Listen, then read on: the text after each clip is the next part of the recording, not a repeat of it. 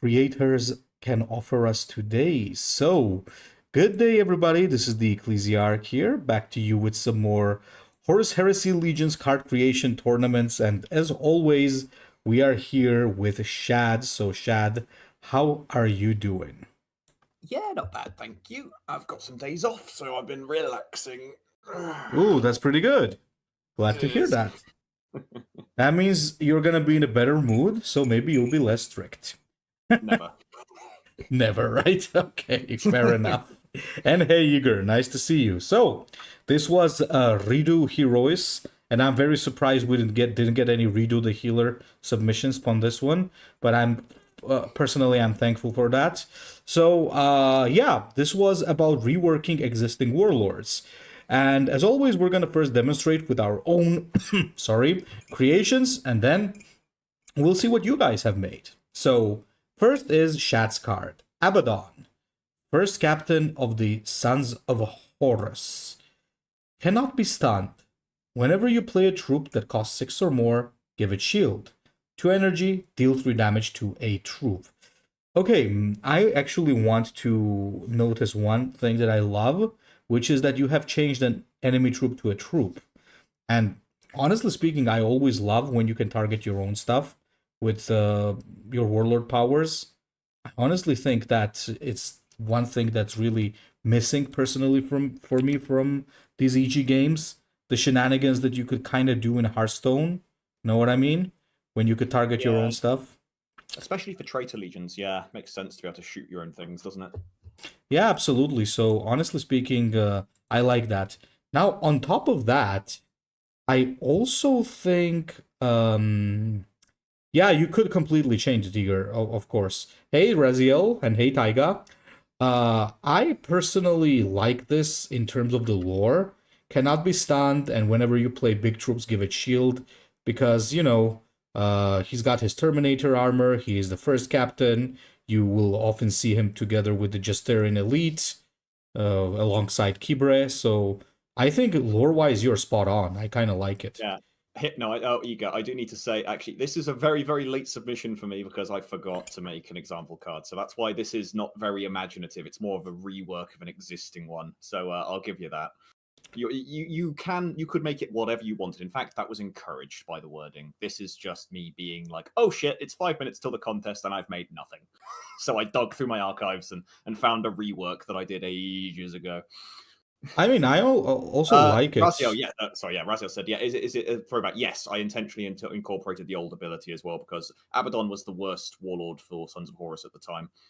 Wait a minute, he had cannot be stunned? A very long time ago, yes. I wasn't there for it, but I've seen the old file Huh. for him. So. Neither was I, actually. I remember what I really liked about Abaddon was I really liked to build him with like desperate defense and like heavy troops, like stupid stuff like the Punisher and so on. But honestly speaking, this kind of encourages that playstyle more, so you got a thumbs up from me, Chad. Well, that's because he's the first captain. He's supposed to be in charge of the Justirian, of the elite troopers. So, like, the best way you can represent that is through cost, in my opinion, because most Terminators are on the higher end, Dreadnoughts on the higher end, etc., etc. So, yeah, that was my attempt to flavorfully bring that in. All right, let's move on. Right. There's mine. Yours. Erlen, Loyalist Captain. A rare World Eaters warlord with no initiative. Whoops. Supposed to be high. And when a friendly unit triggers Survivor during your turn, deal 3 damage to the enemy warlord. Savage, give Survivor 1 to a random friendly troop. I see where you're going with that. Very aggressive and all that. But I wonder whether it would be cooler if the Survivor was flipped, so it's whenever it triggers during your opponent's turn to represent their last stand. And that way your opponent is disincentivized from attacking your troops, which means that you can get the Savage triggers off with them better, and so on and so forth. That's actually so interesting. That was actually what I was going for, the whole last stand thing. But you actually put a good point, so maybe it should be on the enemy turn. But it's interesting. It certainly feels like a 30 HP warlord because like they need to be very powerful to make up for how squishy they are. And yeah, no hero power is interesting though, but the savage ability makes up for it. So I was thinking like, how can you take the original Erlen and make it less like one-dimensional, so you know. And I was thinking about the whole Last Stand, and Survivor really made sense, but yeah, Hmm. could use a little bit more cooking for sure. I do like it because Survivor does have synergy with Rage, which is cool. Yeah. Yep. Oh, maybe the ability could be to give Survivor one to himself or something, That could work too. Yeah. Right. Yours, I believe then. Oh, Ignatius, right? Would be the Mhm. correct form. Ignatius Grugor. And hello, Zrast. Nice to see you. Okay, corrupted captain of the Death Guard, and he has been made into a 40 HP epic warlord. Do we have that currently? I think we do. Mandragorax, right? Or some? Oh no, wait, that's For an legendary. epic, no, there is none that do that. But he is a very fat bastard, as you can tell from the art. So Do you know where we do have that? yeah. Okay, so all right, you already know the answer. Draken Lords, right? Yeah, Draken Lords. Okay, Of course, so Draken Lords. Yeah. he comes with terror, pretty interesting. And friendly units with poison have +2, and Oh. give poison 2 to a friendly unit. Now, when I first looked at this, I was That's like, cool. what the hell is this? But then I realized it's not poisonous; it's poison. So they have to be poisoned, right? And that is extremely cool. That is like very cool. And don't forget, it can also do it to himself.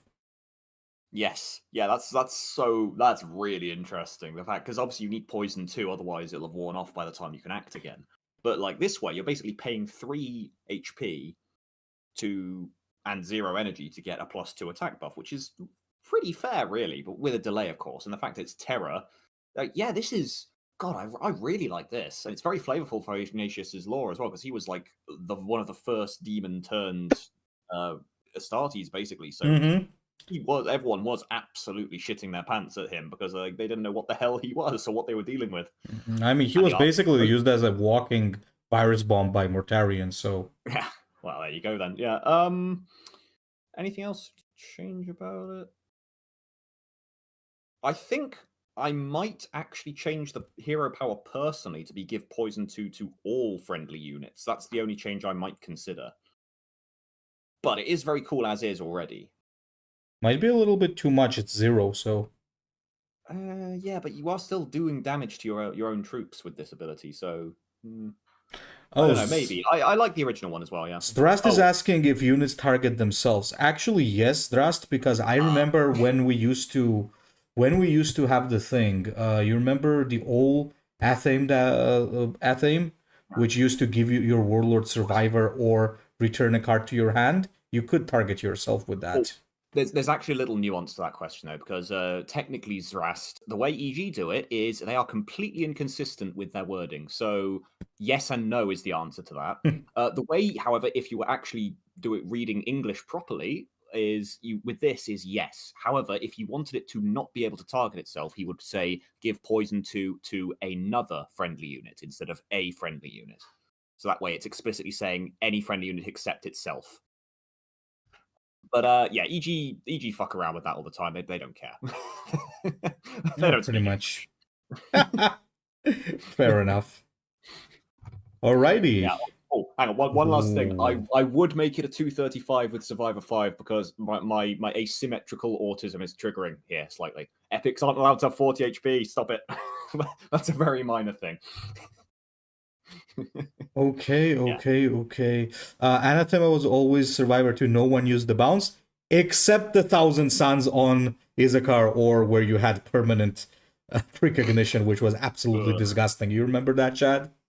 It was before my time, but it sounds terrible. Oh, it was terrible because you basically had Magnus players just use that and permanently just bounce Izakar, or meaning you could never kill him. So it was like absolutely stupid. Okay, Yeah. so Hella Psychar, yours. Let's see. Halasakar, Master of the Justiren. 235, Sons of Horus Warlord. Each time a friendly troop would gain Mark of Chaos, it gains +1/+1 and Drop Pod instead. 2 energy, stun an enemy unit. So, few formatting issues. You don't need the colon after the energy cost there, but What do you think? it's fine. +1/+1 and Drop Pod is generally speaking going to be worse than the average Mark of Chaos, though. So it's kind of a wash, really, and it does delete Mark of Chaos synergies in exchange for drop pod synergies, which Sons of Horus don't have for some stupid reason. I don't know. It just doesn't.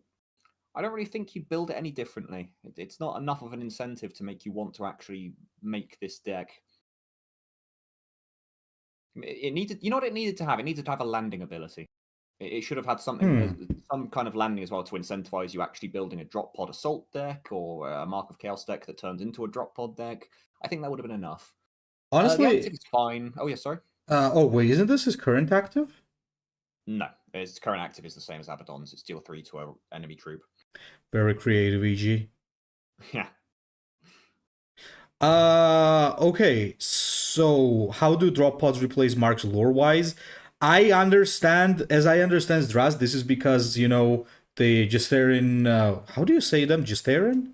I say you're Styron, but I might be wrong. Well, the Terminators, basically, the elite Terminators, and Hellas. I think he was the one who led them on the Siege of Terra. So basically, they, you know, just there were, I believe, one of the first to just slam down and lead the siege. So I think that's where this is gonna come from. You know, that's why it's drop pod.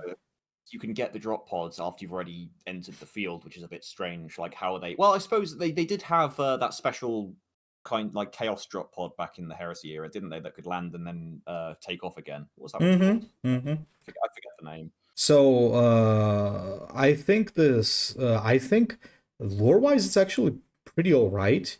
And honestly speaking, I like the idea as well. I mean, I like how it's more about like the drop pods and assault than Marks of Chaos. But what it does need, okay, wait. Ozzy says Justarian. Yeah, probably something like that.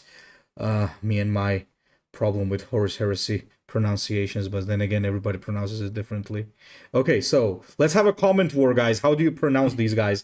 I think it needs a little Latin. bit. There's got to be a right way to do it. Hang on, I'm going to find out. You keep on there. Yeah, what I'm saying is, I think it just needs a little more strength because, as Shat said, the problem with this is that it's kind of worse than the Mark of Chaos. So I think maybe if it was a +2/+2, for example, that maybe would have been better, right? So just Aaron, right? Oh, that would mean that I was right. No, with Latin, it's supposed to be a "you." You don't actually say "j." It's like Julius Caesar is not correct. It's Julius Kaiser technically. So it should be "you." So it's Justirin, I think, or Justirin, one of those. Okay, so I think the Falcus Kibra wannabe is pretty good. I like him, but he needs to be a little bit stronger in terms of the buff so that it's actually worth it, right? Yeah, I'd say so. Oh, that sounds about right to me. Okay, moving on then. Right. Vicente 6. Not Vincente, which is like should be, so it needs an N there. Slight error, but it's fine. It's just a name. 235, Raven Guard Warlord with low initiative. He is the Rebuilder, Chief Apothecary. So, give +0/+1 to friendly troops with stealth you put in play. And 1 energy. Give stealth and +1 attack to a random friendly troop. Okay. I can see where the whole Rebuilder thing comes in terms of the health. What was his old ability? He gave 1 energy, give +0/+2 to a friendly troop unit. Sorry, he could target himself. Yeah, and he was a 230 as well. I don't really like it, to be honest. I don't see how this is any different from anything. It doesn't feel very apothecary. Like, it does have the health buff. I do see that, but that's it. It's a one-off buff. He can't heal. He can't restore. He can't make people tougher mid-match. It's a stealth-focused ability, which, you know, is fine for Raven Guard, but it's not very apothecary. And the ability just doesn't really... nothing incentivizes you to build any differently. It's just, stealth, go wide. It's like, play all the stealth troops. That's just Raven Guard. Raven Guard do that. Yeah. But I don't see any formatting errors otherwise, though. You might want to put a full stop after the friendly troops you put in play. Because it's not the end. Maybe if the active ability was a little bit different. I like the idea of the passive because, I mean, it's a really good replay of its old ability. I also Well, I don't really like him being 235 either. I think the fact that he was a rare warlord was a really good piece of flavor there because he was literally like a novice that was uplifted to chief apothecary because they just had no one else. Every other apothecary had died at Istvan. So the fact that he had such low health to represent his inexperience was also a really cool piece of flavor. So I don't like him at 235 either. Sorry, yeah. I think there is an idea here that is pretty good. I just don't like the active ability because I think he should focus even more on healing and restoration rather than giving the damage, right? To stealth units because that usually well, I could see why. Maybe it's like he's healing and making them like he's revitalizing them, thus making them stronger. But yes, I think it should be a little more focused on the apothecary bits rather than the attack bit. Hmm. That's my comment. Yeah. Hello, You're... spacecraft. Oh, hey, you get the meme. Nice. Mr. Horus Heresy. Okay, 240.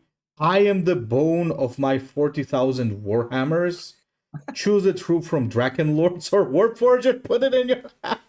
Yay, Draken Lord's mentioned. That's unscripted, by the way. I hadn't read that before. I didn't know Draken was going to come up already. Okay, that's crazy.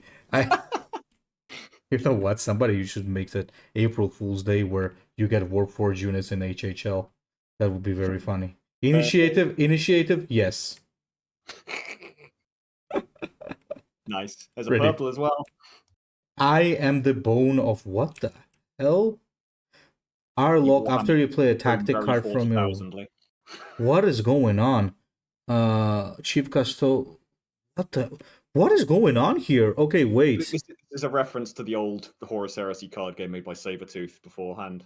Oh, destroys one enemy. Restart this match in Sabretooth Games Horus Heresy card game, constructed event format. Then if you subscribe to the Ecclesiarch, like the livestream, and comment for the YouTube algorithm, Games Workshop will henceforth make Imperial and Chaos Knight 40k models only from Pewter Mind in the secret from under Games Workshop Nottingham headquarters.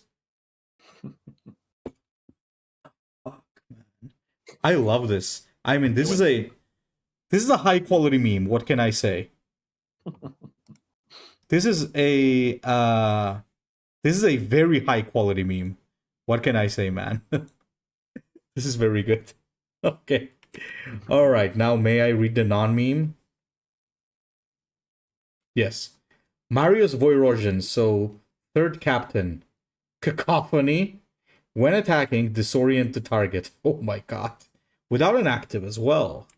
And Cacophony is a 14 energy card. Deal 3 damage and stun all enemies.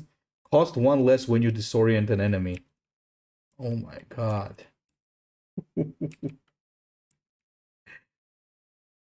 That is pretty sick. What do you think, chat? Well, formatting wise, you don't need to space after that second line in Cacophony, but otherwise, I think it's pretty much perfect. Yes. I like the idea. There's a good idea in here, but it's not like fully there is the problem. Because what you've done is you've created an incentive for running a disorient focus deck, which is very flavorful for Marius. I do like that. He himself has a bit of synergy with it too. The problem is that purple card by itself is not enough of a payoff, really. It's not enough to make you go, oh yeah, I'll put a mediocre disorient card in my deck because the synergy will push it up above that level. That's not happening. There isn't a card there that does that.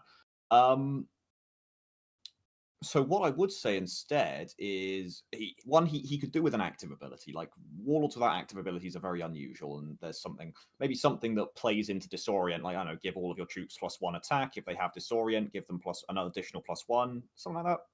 I don't know. And make the cacophony return to hand in some way. Like when you play it, you get it back in your hand. You can do it all over again, for example. Obviously the cost would reset, so you can keep working towards that. But yeah, I like the idea. It's promising. This Marius is promising. I think so too. Yeah, it's pretty cool. I definitely think it is an active, but otherwise, yeah, it does also go well with his lore. So why the hell not? Oh, Shad, you got Forex.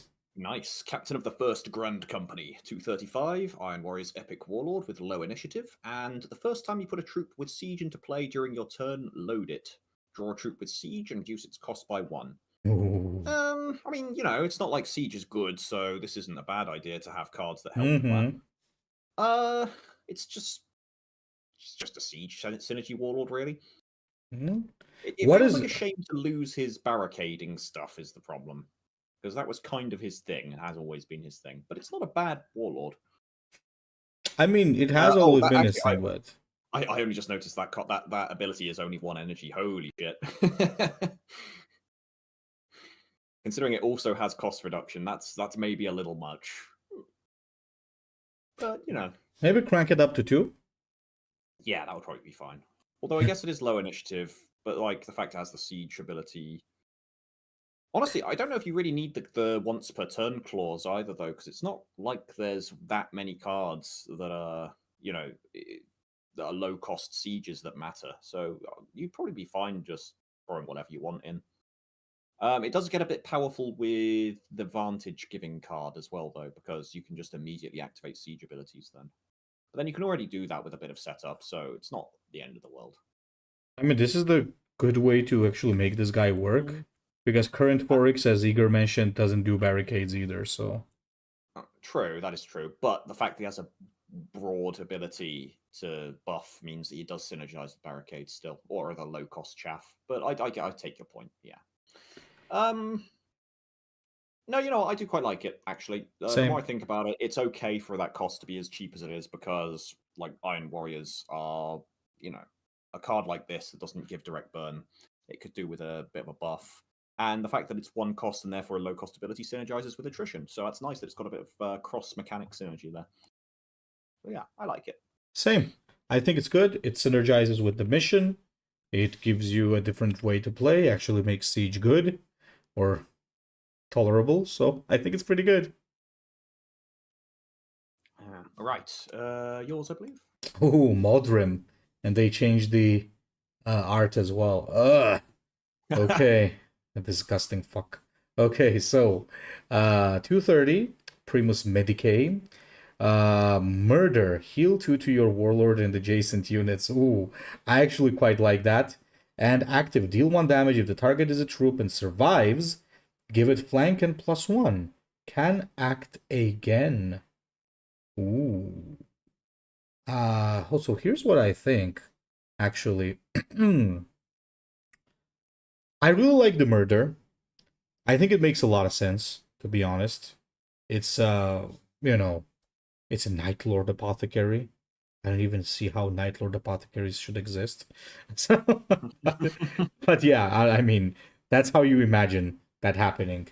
I just think the active ability is actually on the weaker side. Are you sure? That's free repeatable flank on troops that often have terror and murder abilities. Well, but it does cost 2 energy though. True, it's true. That's the only thing that's holding it back from me going like, "Holy crap, OP remove." But I think yeah. I don't know. It's got a lot of utility there. It's the fact that you can use it to ping down an enemy troop so that you can get the murder trigger on it is pretty cool as well. But it will buff them, so you're gonna hurt more from doing that face bash and the like. So Hmm. yeah, it's got a lot of interesting like push and pull between murder synergy, which is cool. Yeah, I think the guys are saying correctly. It should not buff enemy troops. Why? I like it. I like it buffing enemy troops. I think that's an interesting part of the counterplay there. Yeah, kind of makes him on the weaker side is the problem, I think. Perhaps, but again, you've got to remember this scales really well into the end game. It's got can act again, so yeah, it's not efficient burn, but it's free burn. So in a pinch, you can finesse a hell of a lot of damage with this cheap warlord ability. Hmm. One thing I will say though, it has can act again. You should never use can act again unless you really, really intend to. Always use can act once more, otherwise it has some really fucky interactions with Bloodthirst. Yeah, we Which, remember funny that. enough, they have in the faction. So be very careful. Yeah, I remember how it worked with Jagatai. Very fun. Okay, so moving on. Perturabo, that's yours.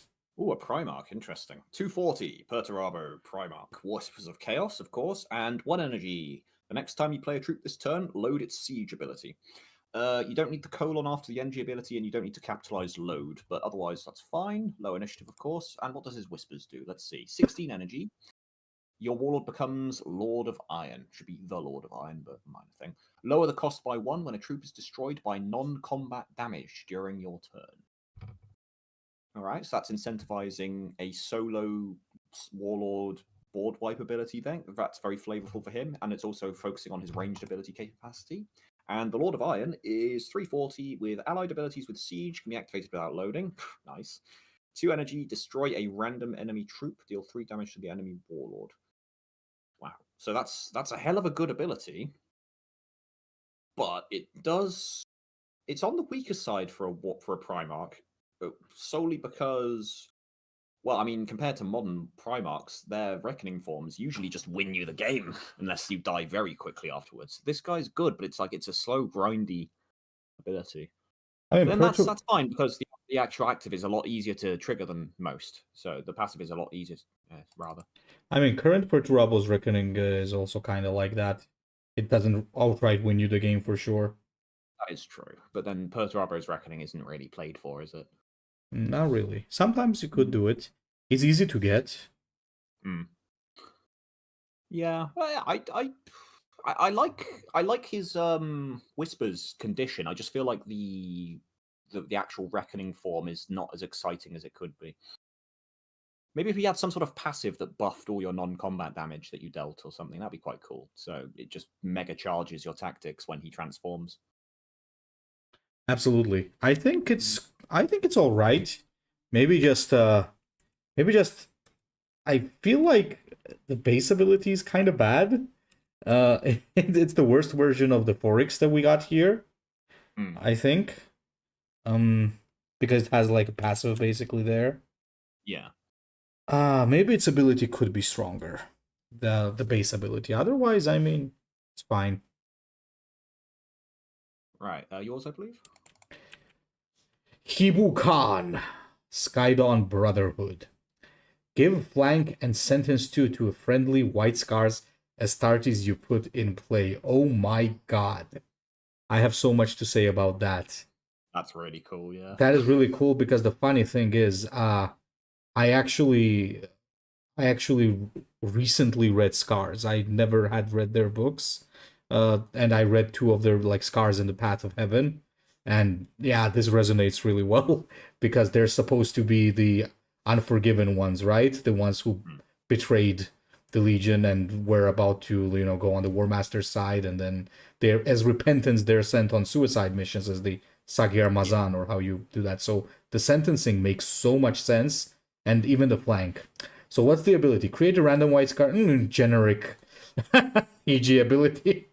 Okay. Well, yeah, but it does synergize with. You got to remember this guy is Weapons of War, so there's no other way for you to get white scars Astartes, really. Yeah. That's a very good thing, and plus I like that it gives the Astartes the flank, right? Because they already have a ton of flanking vehicles. Yeah. Ooh. The thing is, so this kind of incentivizes you as well because it tells you like play more white. Oh, wait a minute! This is an Orphans of War warlord. I just noticed that. Oh wow! Interesting. So it's a Black Shield warlord. That's right. Yep, getting exiled to go and do his makes a lot of sense. Himself. Yeah, it is cool. And take Aximan's face off as well. But yeah, actually I quite like this. This is pretty interesting. I would say it would also, well, I haven't even played one game with the new Scars. I haven't played the game in a while, so I don't know how the new Scars infantry is, but even with the old one, this would be pretty interesting if this was a White Scar warlord as well, because it would incentivize you to play Astartes, which usually you didn't with White Scars. What do you think, Shad? I quite like it. Yeah, I like the flavor, but it's speaking of what would it incentivize you to do? It's just play more Astartes synergy, which that's already a thing Orphans of War have. So yeah, it wouldn't really change how you build the deck much, but it is very good flavor. So. I'd like it more as a Scars warlord, actually. Maybe they don't really have an Astartes synergy warlord, so yeah, I could see that. Mm-hmm. But I don't know. His mechanics are very definitely built around him being where he is. You can't just flip him and Yeah, hope it still works. I'd say Yeah, pretty it's all right. interesting though, for sure. Yeah, very good flavor, but like the mechanics just it's all right. Ooh, Another Argyle. yeah, sorry. Oh, me. Yes, me. Argyle Tal, excellent art. Love that. 235. The Crimson Lord. No space there though.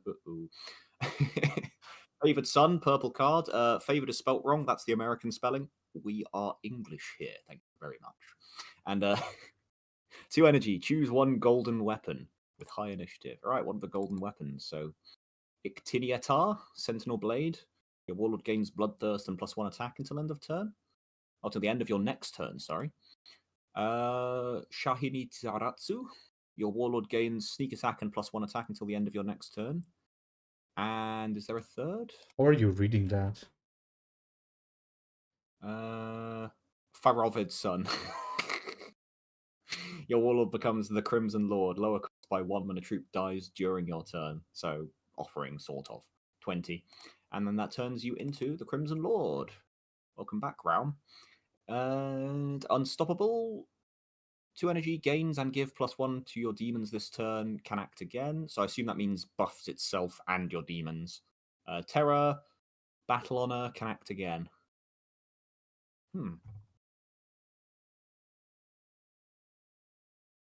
I don't know, this just seems like offering synergy, really. I mean, you could try and build it for demons, but the Crimson Lord is so far off that it's not really a realistic thing to build for most of the time.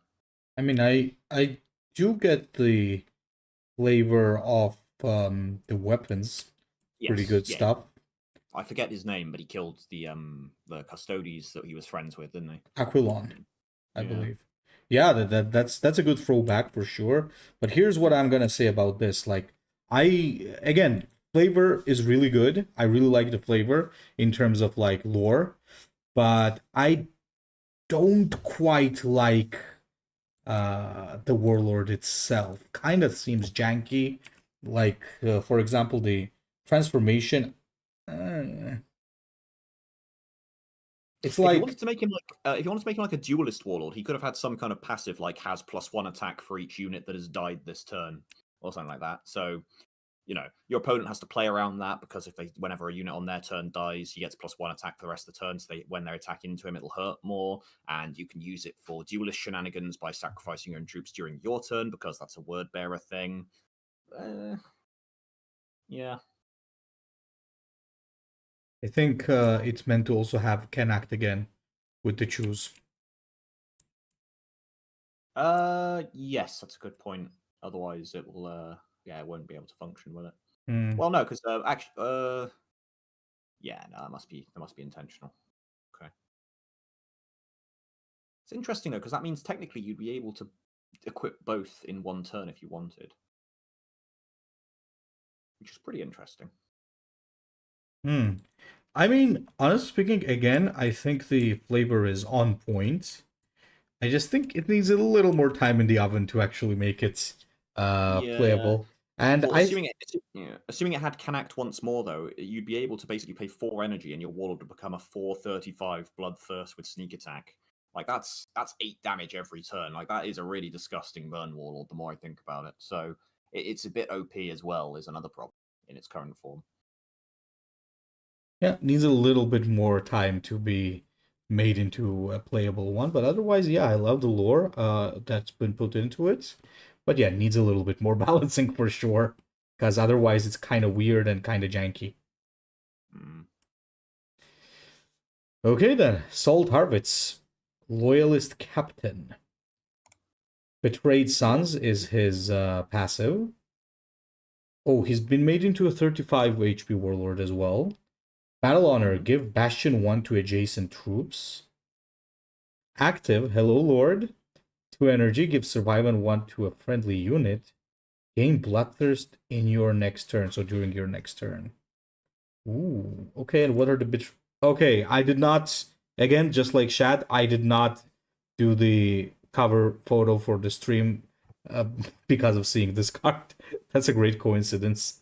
He's using the same art. So 16 energy. Put in play random Astartes from World Eaters, Death Guard, and Sons of Horus. Give it front line. And Bastion 2. Lower the cost by 1 when your warlord kills an enemy troop. That's pretty cool. So here's the thing. You're incentivized to actually kill units with this, and then you have a big payoff in the end, right? Does it make sense flavor-wise? uh, it does. I'm getting why it does, because they were defending that point during Istvan 3, so it makes sense to have Frontline and Bastion because they were kind of dug in before Lucius made an oopsie. Uh, the only thing that I kinda don't like, just kinda, is how much of a like does it really suit him to be a destroy a troop type of warlord, the one that's just dueling and slaughtering the enemy? I was going to bring that up eventually. I was waiting for you to finish, but yeah, I agree. It does. I don't think it does personally. He was not really. I mean, all Emperor's children could fight. Obviously, they were quite good at it, but he wasn't especially renowned as a duelist, to my knowledge. Yeah, I mean, when he fought Lucius, technically speaking, he did break his face, but again, it's mostly because Lucius is an arrogant degenerate that can't take a win when he has a win. So it's not because Saul Tarvitz was a great duelist, it was more because Lucius is a degenerate. So that's why he ended up beating his ass on Isvan 3. Uh, but yeah, that's what ZMK is saying. It's the same thing. It is more about him being a rallier than a master of combat. But then again, yes, Emperor's Children do put a lot of emphasis on combat, especially blade combat. So I could see it still happening. It's still an Emperor's Children. Yes, Star and I agree. Yeah, maybe, but then that's the thing. It's also got like a mishmash of keywords here that just pushes me away from liking it again. Like the Bastion, it literally has Bastion and Survivor right next to each other when they both basically serve the same function. What was the purpose of like jamming both of those together? I know they have slightly different mechanics. Obviously, they are different mechanics, but they both do the same thing. They make a troop more survivable. You don't need both. Pick one. Yeah, You know and what I also would have liked? purple. Oh yeah. You know what I would have liked if he was more of a support warlord with like sure active with either Survivor Bastion, whatever, and he could have a passive that maybe whenever not passive but Betrayed Sons could be like lowering cost when let's say your troops die during enemy turn or your turn to kind of show that they're getting ready for the last stand. They're slowly losing their units, and then there you got like this final last stand, right? It could be a little bit better than actually doing this when you're slaughtering the enemy, right? You know what I would have liked for this purple? I mean, it's a lot more of a dramatic effect, but I would have just liked it to have been some difficult thing to trigger. But when you get it, it's like your units gain invulnerable until your next turn. It's just that. That it's the very last gasp when you play it. Like after that's the thing you're working towards, and maybe it decreases every time you have less health than your opponent during your turn or something like that. But yeah, no, it's just a mishmash of random stuff that doesn't really play very well together, in my opinion. I do like the purple though. I do not. It's put in play a random Astartes. Random. That's entirely from 1 CMC all the way up to 10 energy. Like that's a massive range. Don't like that. Not at all. You could get nothing, or you could get absolute like amazing stuff that just completely bodies your opponent. Also, Yeah, it I doesn't mean, have sorry. Emperor's Children in there for some reason. It only gives you one from the other 3 factions, which I don't like either. No, it would be cool if you also gave it gave you an Emperor Children. And yes, Lunaria, he is basically the de facto leader, which shows how much of a brilliant commander he is. So Yes. that's Oh, yeah, no, exactly I get it. that's what Well, I would like the emphasis on. what would be cool? I mean, EG kind of did this a bit with Shattered Legions, but they could take that further. I was thinking the other day that it would be quite cool if they did a Imperium Secundus faction, which was a combination of Blood Angels, Dark Angels, and the Ultramarines. But what they could also do is have a Drop Site Survivors faction, which could have been like literally just the Istvan 3 group working together in a similar fashion. So I mean, they don't really need more factions at this point, but that could be a good one to add if they wanted more for some reason. Yeah, the 4 original factions fighting together under Saul Tarvitz and Rylanor and all that. Be interesting. Yeah, that could be a cool idea. All right, moving on. So Let's see, Keshan, I Forge think Warden. is that me Minor or illusion. you? I don't remember. It's Me. you. 230, Salamander's Rare Warlord, so he's still where he was. Purple, Forge Warden's Fury, Survivor 5, makes sense for Salamanders. They all have Survivor, except for, what's his name? Raitan? Or no, the newer one, because they took it away from him because he was OP. 2 energy, deal 2 damage. If the target dies, create a random artifact in your hand and lower its cost by 1. And his passive is 4 energy, and it has your Warlord gains whenever you play an artifact, gain +1 attack and first strike this turn. All right.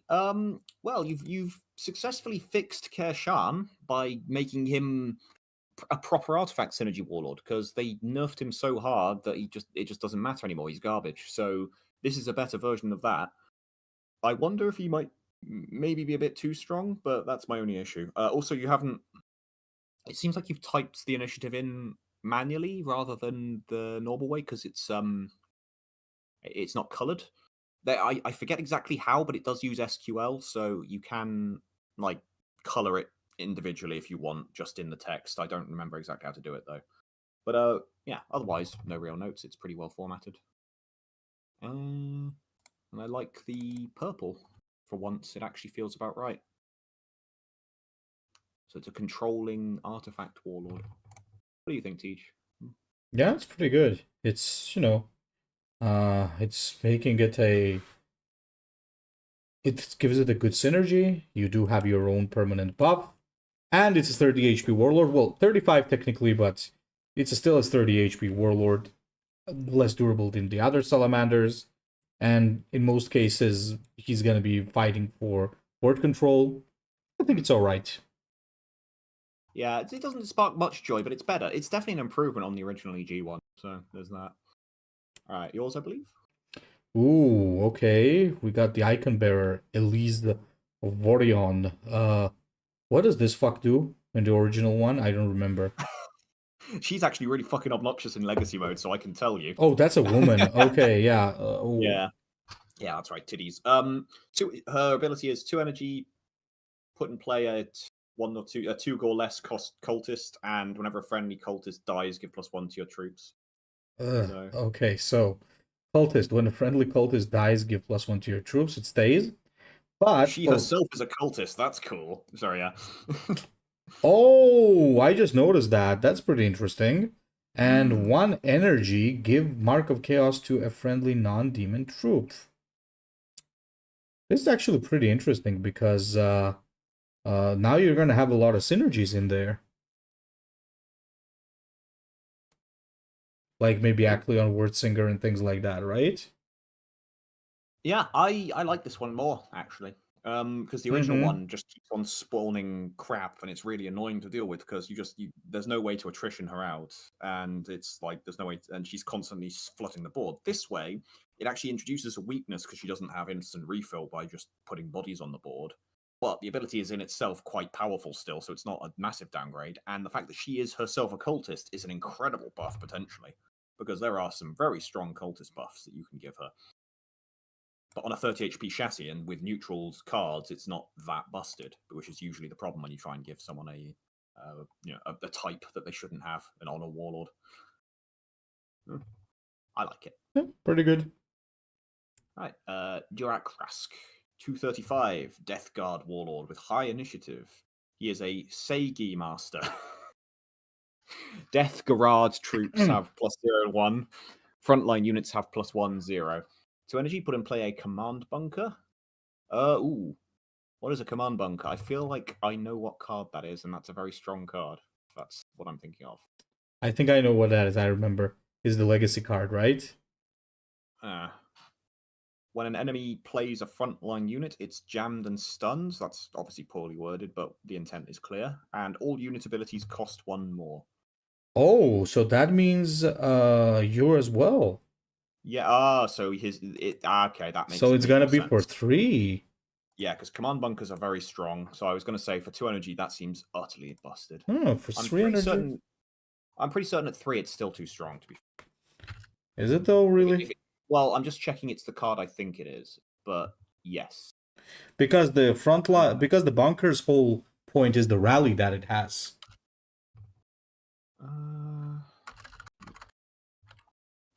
Yeah, but if I remember correctly, it's still quite a beefy frontliner. Hang on, sorry, my game is spazzing out. I think it's a 2-5 counterattack, right? Yes, that is correct. It's a 2/5 counterattack with a rally and frontline. So for 3 energy, getting one for free. Okay, maybe. But also you got to remember it's buffing it. It is a frontliner, so it's and it's a death guard, so it won't just be a 2/5. It'll be a 3/6. Oh yeah, it's gonna be big. Yeah, no, this is too much. That energy, that ability needs siege. Which will make sense. Quote unquote siege master.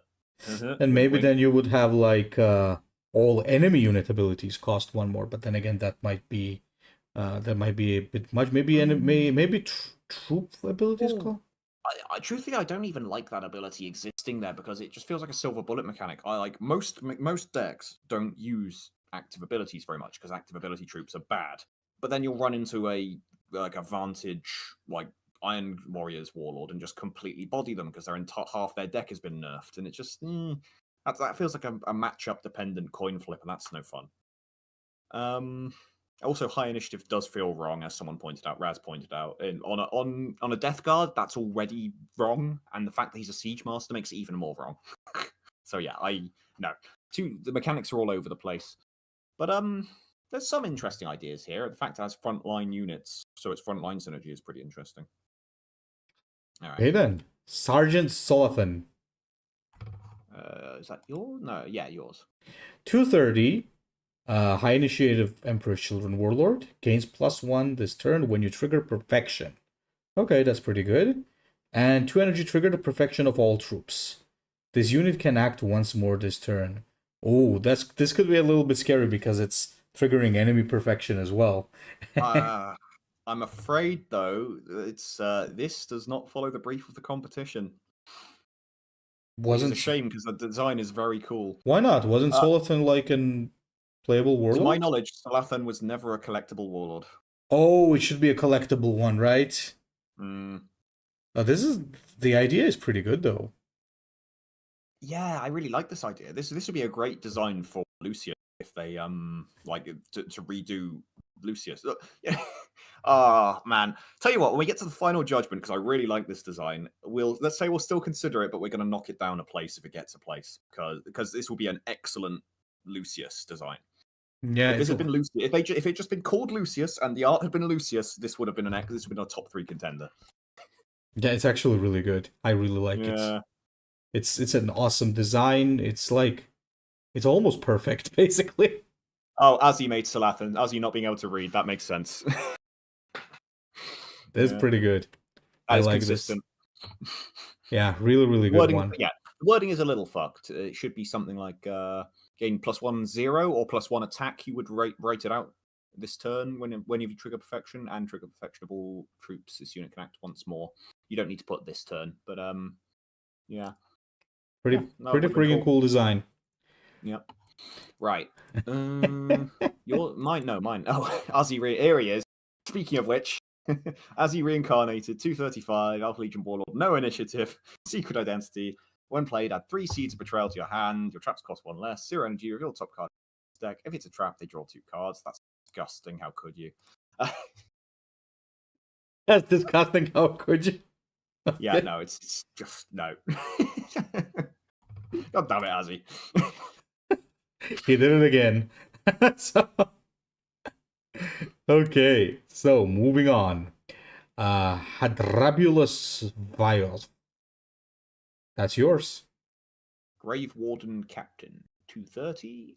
When a friendly troop is healed, give it poisonous 1. 1 energy, heal 1 to a friendly troop, deal damage to equal to each healing point it has received during your last turn. What? Oh, wait a minute.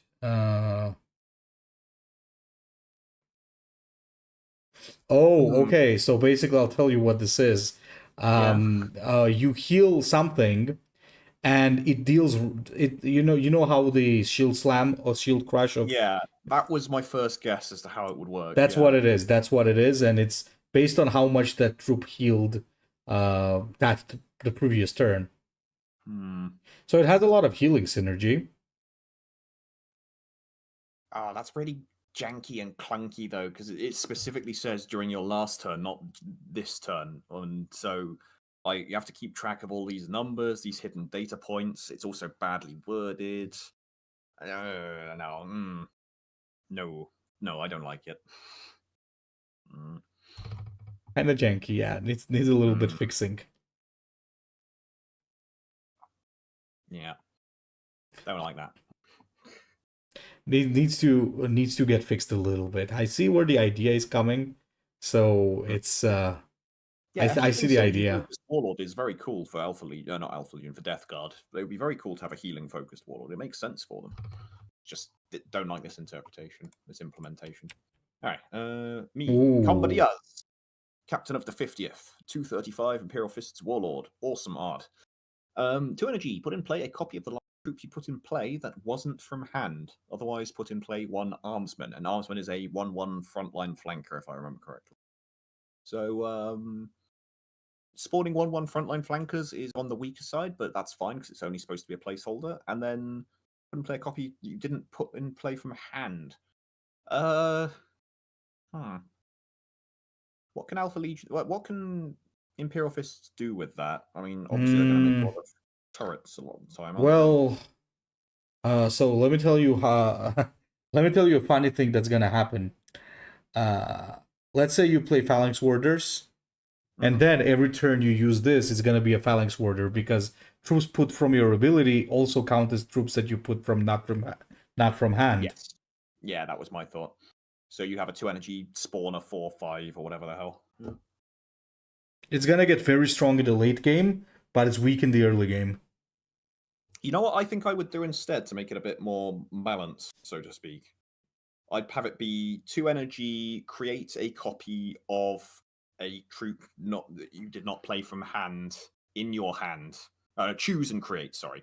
And then have it be like cost 1 less or cost 2 less or something. That way, so you can create turrets and alpha and phalanx warders and all that, but you still have to actually play them and invest some energy in getting them. Or you can save them for later or anything like that.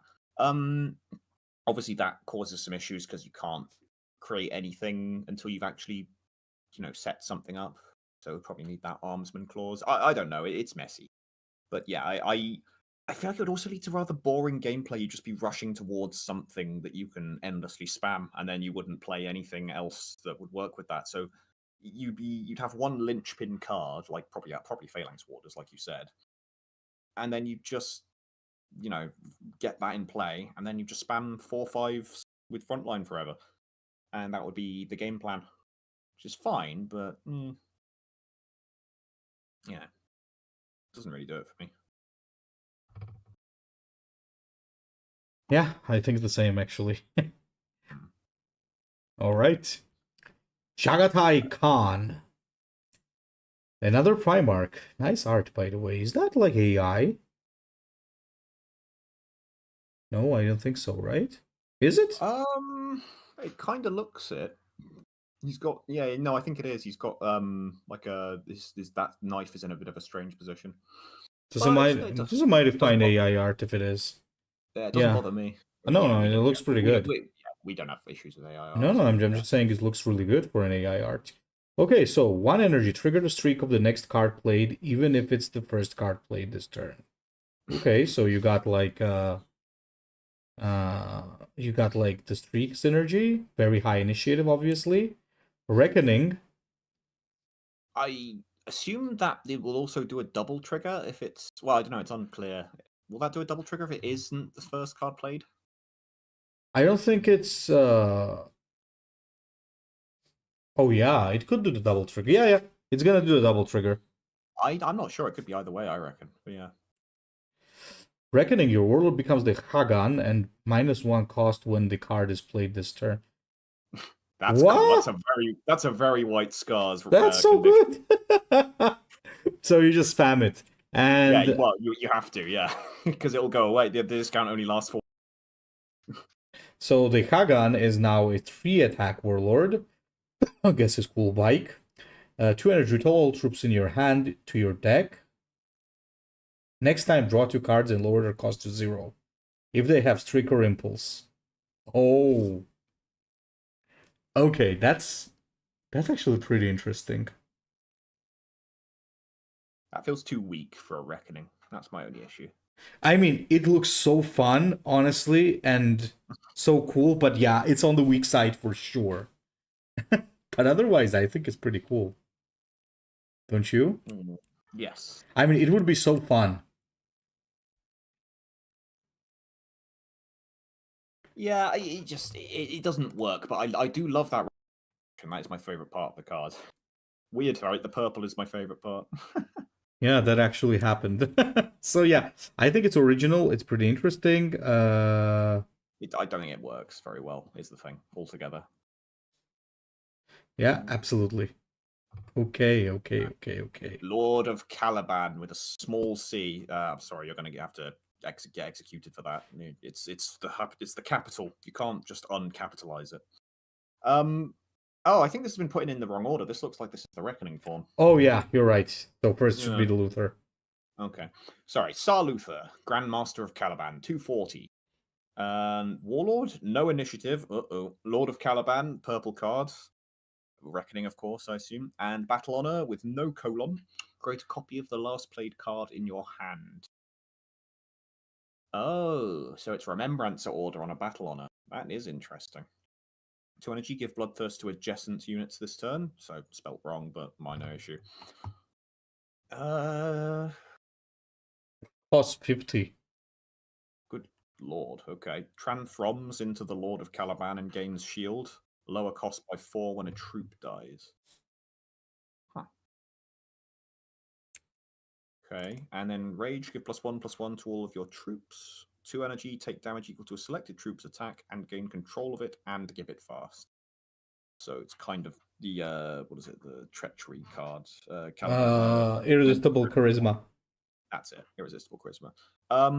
Also, it's a 335 instead of a 340 for some reason, so he actually gets weaker health-wise when he transforms, which is unusual. It's a troop spam deck because it wants to, like, it wants the Reckoning to go down as fast as possible.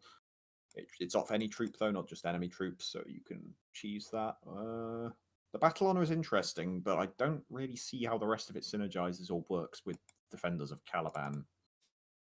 So, I'll be honest, I'm not a huge fan. Yeah, it's just not really. No.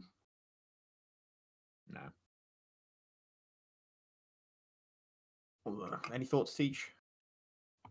I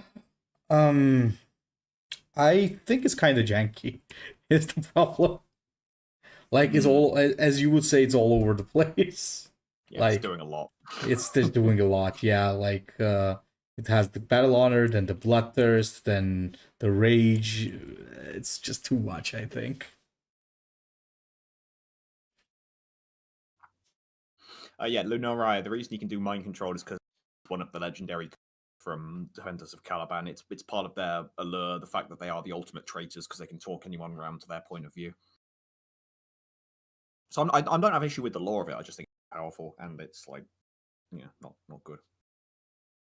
No worries, GD Vanish. It's that's the whole point of sending these cards, and you like for critique and all that. There's everything needs feedback. But yeah, no. Yeah, not a fan. The only thing I would say is that it's better than the original Luther because I hate him. But this will probably be toxic as well. Yeah, see you around, man. All right, I think that's the last of it, isn't it? So, do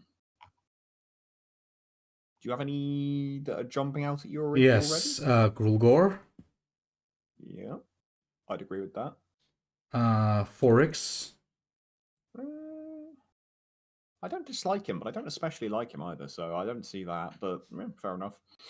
I still really like Jubal Khan. Not Jubal, sorry, Hibu Khan. Though I do think it's lacking in certain places. It's very flavorful, yeah, and mechanically cool, but like it doesn't incentivize. Kershan. Keshan's fine. Doesn't inspire joy, but it's a solid design. Yeah, nothing wrong with it.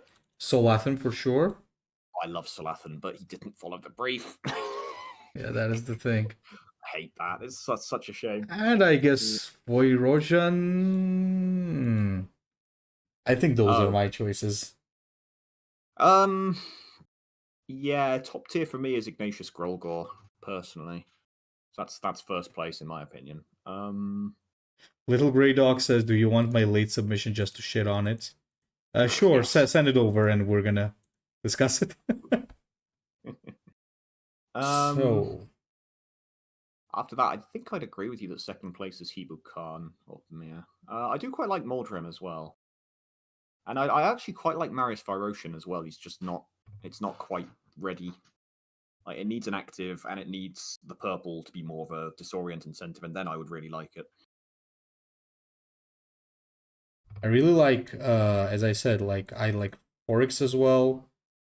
There's also the Thalathan problem. Yes. Well, it's such a good design, though. Well, that's fine. Like I said, Salathan, in my opinion, is like clear choice second because of the brief being wrong. We can just downgrade him to third. Does that sound about fair? I think so. But okay. Maybe. So number second? so that who's second? That's the discussion there. Yeah. Is it gonna be Hibu, or is it gonna be maybe Forex, or is it gonna be Marius? You know why I'm asking? Because Hibu is really good. Don't get me wrong. I really like this. It's just that but he wouldn't be very interesting to play, would he? Not in Black Shields, at least. That's but the problem. Still do everything else about him, everything else about him is perfect. It's just that he'd be boring to play, which is, to be fair, that's not really that's very understandable because it's incredibly hard to design warlords that actually exploit new parts of a faction's design space. So, yeah, it's really hard to do. Yeah. Okay, maybe put the second place up to vote. Yeah, we could do that. Yep. So what is it? Forex, Hibu. I would like Mordrim to go in. Sure. So Maldrim, Hibu, Forex. Who else? Did you get Marius? Marius, yeah. No Kershan? Yes. Do you think he deserves over the other four? I like the other four more personally. Same. Okay, let's put it up to vote. Okay, boys. Mwadrim. God damn it. Oh, God. The Rise of the Monsters. That was still my favorite. I don't know. It's either that or Ball. My favorite. Yeah, those two were like. The first is Ignatius Grulgor. Yeah. Yeah, we're definitely getting Ignatius first place. He'd have been fighting with Salathan if he was properly viable, legal, but you know. Ooh, until the people are voting, we got Little Grey Dog submission, which is the... Oh, guess what? It's Modrim. Oh, interesting. Okay. Alright, so enemy units can't be healed. Oh my god! Okay. And 2 energy, deal 2 damage. If the target survives, heal 5 to it. Ooh. That passive is too punishing. The fact that you can't heal at all, like, again, it's the same issue we were discussing earlier about, like, you know, if you run into a deck that isn't running healing, which is most of them, they don't care. But if you're running into a deck that is actually trying to be a healer, or God forbid has a warlord power that heals, suddenly they're fucked. Like, yeah, I don't like that. I do think the interplay, though, between the mechanics, that's quite interesting. Yeah, it is a good synergy, at least. It could be like deal 2 damage to a target. It gains this unit cannot be healed. No, it just gets 2. Yeah, this is a Warforged card as an ability. Yep, the Emperor's Children card. Specifically, they have that card. God damn it. Okay, I think it's clear. It's Modrim then. Interesting. And look at that. So you got Modrim and you have the others being tied. Huh. Wow. I mean, I like Mordrim, but I'm surprised he won. Me too. Cool. Okay. Yeah, works for me then. In that case, yeah. First place is Grulgor, second place is Mordrim, and third place is Salathan. Fair enough. Gentlemen, thanks a lot. Those were some very interesting submissions. Next one is going to be a mechanical challenge, as I understand, right, Chad? Oh, yes. And we'll be back to you with some information. Thank you for participating.